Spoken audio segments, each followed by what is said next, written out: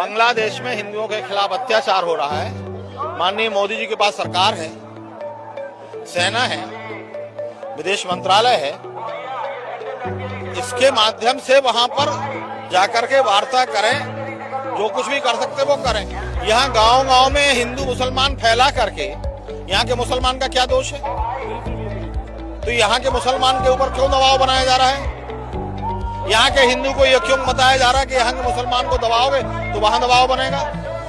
ये जबरदस्ती धर्म के आधार पर ध्रुवीकरण है, जो इस देश के बंटवारे करने की, मिटाने की, इन सारी चीजों की सामंजस्यता को खत्म करने की एक गलत नीति है। वो जान के अनजान के जो कुछ भी हो रहा हो, मैं नहीं कह सकता हूं, परंतु इस तरह की बात से देश को नुकसान पहुंचेगा।